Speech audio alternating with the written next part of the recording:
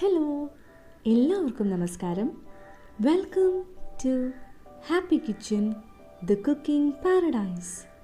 ഇന്ന് നമ്മൾ തയ്യാറാക്കാൻ പോകുന്നത് വാട്ടർമെലൺ ഹൽവയാണ്. പക്ഷേ അതിനു മുൻപ് ആദ്യമായിട്ടാണ് ഈ ചാനലിലെ വീഡിയോസ് നിങ്ങൾ കാണുന്നതെങ്കിൽ ദയവ് ചെയ്ത് സബ്സ്ക്രൈബ് ചെയ്യുക. ഒപ്പം തൊട്ടടുത്തുള്ള ബെല്ലൈക്കണും കൂടി ഒന്ന് പ്രസ് ചെയ്തേക്കാം. ബെല്ലൈക്കൺ പ്രസ് ചെയ്യുമ്പോൾ ഓൾ തന്നെ ചൂസ് ചെയ്യണം. എന്നാൽ മാത്രമേ ഇതുപോലെയുള്ള ഇൻട്രസ്റ്റിംഗ് റെസിപ്പി വീഡിയോസ് ഞാൻ അപ്ലോഡ് ചെയ്യുമ്പോൾ ഉടൻ തന്നെ നിങ്ങൾക്കത് നോട്ടിഫിക്കേഷനായി ലഭിക്കുകയുള്ളൂ.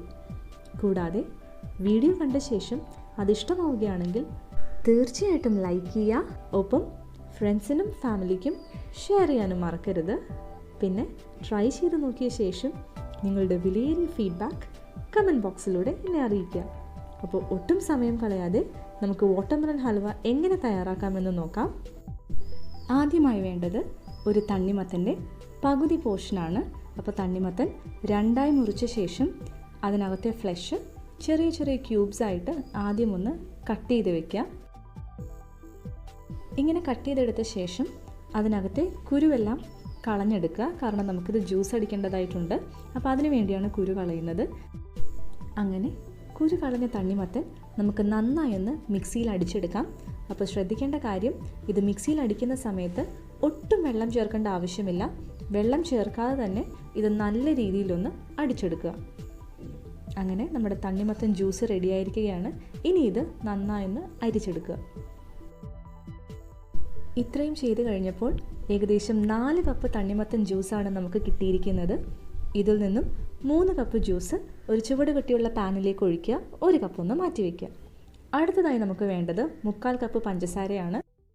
അളന്ന് വെച്ചിരിക്കുന്ന പഞ്ചസാര ഇതിലേക്ക് ചേർത്ത ശേഷം ചെറുതായി ഒന്ന് ഇളക്കി കൊടുക്കുക. എന്നിട്ട് ഫ്ലെയിം ഓൺ ചെയ്യുക. ഇനി ഇത് തിളയ്ക്കുന്നത് വരെ നമുക്കൊന്ന് വെയിറ്റ് ചെയ്യാം.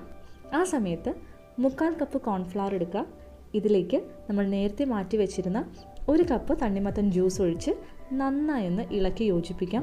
ഒട്ടും കട്ടയില്ലാത്ത രീതിയിൽ വേണം ഇത് ഇളക്കി യോജിപ്പിക്കാനായിട്ട്.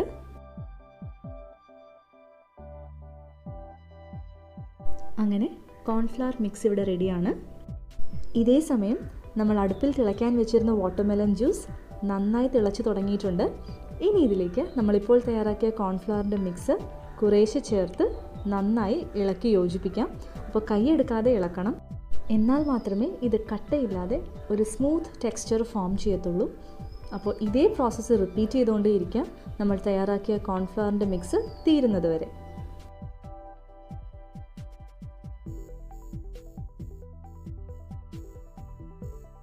അങ്ങനെ കോൺഫ്ലവർ ചേർത്തുകൊണ്ടിരിക്കുമ്പോൾ ഗ്രാജുവലായിട്ട് നമ്മുടെ മിക്സ് തിക്കാവുന്നതായിട്ട് നമുക്ക് മനസ്സിലാവും.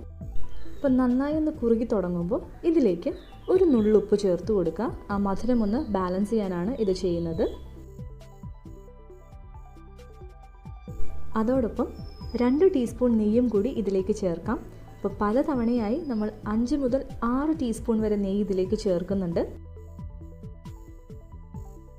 ഇത് ഏലക്കയും 1 ടീസ്പൂൺ പഞ്ചസാരയും കൂടി ചേർത്ത് ചതച്ചെടുത്തതാണ്. ഇനി നമ്മുടെ മിക്സിലേക്ക് ഇത് നമുക്ക് ചേർത്ത് കൊടുക്കാം.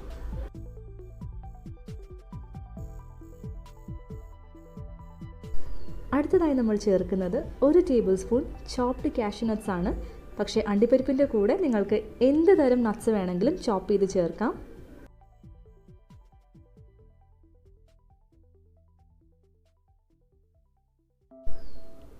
ഇതിനിടയിലൊക്കെ ഇടയ്ക്കിടെ ഓരോ ടീസ്പൂൺ നെയ്യ് വീതം ചേർത്ത് കൊടുക്കാം.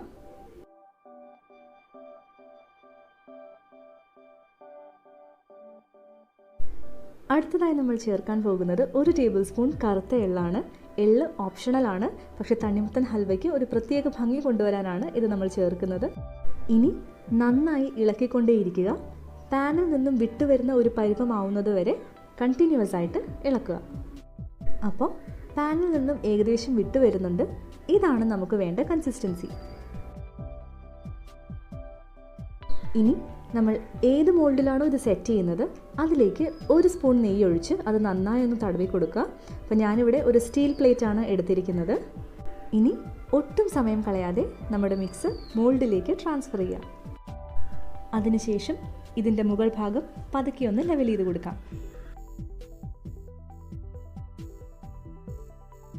ഇനി മിനിമം 2 മണിക്കൂർ ഇത് സെറ്റാവാനായി നമുക്കൊന്ന് മാറ്റി വയ്ക്കാം. ഫ്രിഡ്ജിൽ വെക്കേണ്ട ആവശ്യമൊന്നുമില്ല, റൂം ടെമ്പറേച്ചറിൽ തന്നെ വെച്ചാൽ മതിയാവും.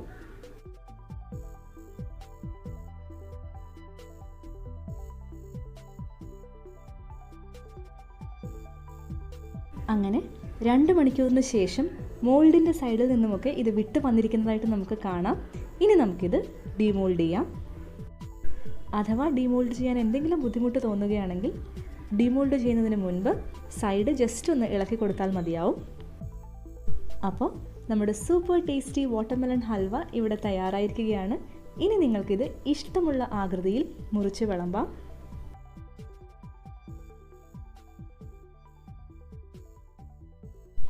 അപ്പോൾ എല്ലാവർക്കും വളരെ സിമ്പിളും ഒപ്പം ടേസ്റ്റിയുമായിട്ടുള്ള ഈ വാട്ടർമെലൺ ഹൽവയുടെ റെസിപ്പി ഇഷ്ടപ്പെട്ടു എന്ന് വിശ്വസിക്കുന്നു. ഇഷ്ടപ്പെട്ടുവെങ്കിൽ തീർച്ചയായിട്ടും നിങ്ങളിത് ട്രൈ ചെയ്ത് നോക്കുക. ട്രൈ ചെയ്ത് നോക്കിയ ശേഷം നിങ്ങളുടെ വിലയേറിയ ഫീഡ്ബാക്ക് കമൻറ്റ് ബോക്സിലൂടെ എന്നെ അറിയിക്കാൻ മറക്കരുത്.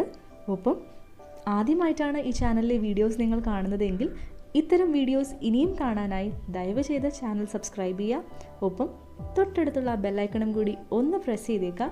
ബെല്ലൈക്കൺ പ്രസ് ചെയ്യുമ്പോൾ ഓൾ തന്നെ ചൂസ് ചെയ്യണം. കൂടാതെ വീഡിയോ ലൈക്ക് ചെയ്യുക. ഒപ്പം ഫ്രണ്ട്സിനും ഫാമിലിക്കും ഷെയർ ചെയ്യാനും മറക്കരുത്. അപ്പോൾ എല്ലാവർക്കും ഒരിക്കൽ കൂടി നന്ദി പറയുന്നു.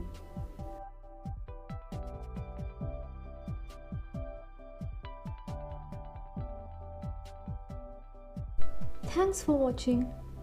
Hope you like the recipe. Please subscribe, like, share and comment. Watch more videos.